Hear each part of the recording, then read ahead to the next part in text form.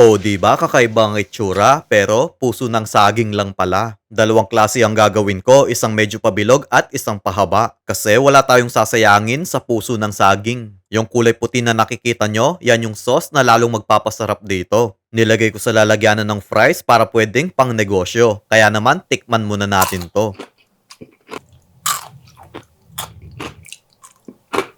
Magbuhos tayo ng tubig sa palanggana.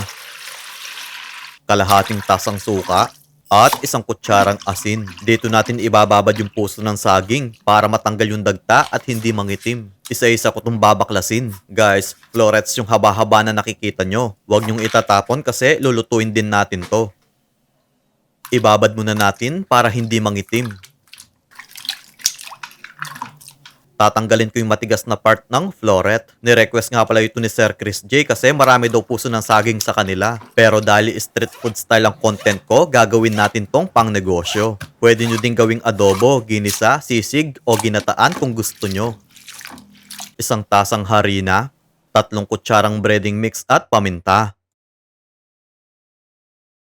Next, kumuha tayo ng 5 kutsara ng breading. Tapos, maglagay tayo ng 1 pirasong itlog.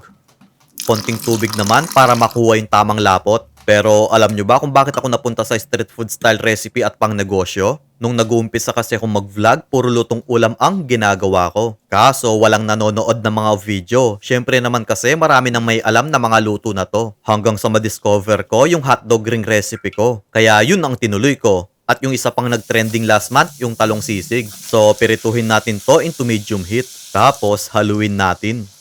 O, di ba? Ang ganda. Ilagay muna natin sa strainer para matanggal ang excess oil.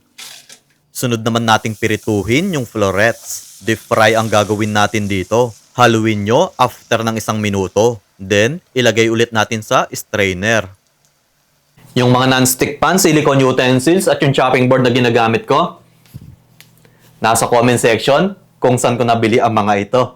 Kalahating tasang mayonnaise, 2 bawang, asukal, asin, paminta, at konting tubig. So, i-mix lang natin tong mabuti.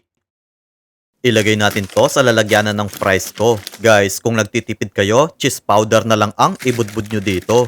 Medyo mahal din kasi yung mayonnaise para makatipid kayo. Kaya yun ang ginawa ko kasi bagay na bagay yung lasa niya dito. Kung gusto nyo pa makapanood mga recipe na pang negosyo, mag-follow lang kayo kay Lokong Kusinero para ma-update kayo sa mga susunod na video. Kaya naman, tikman muna natin to.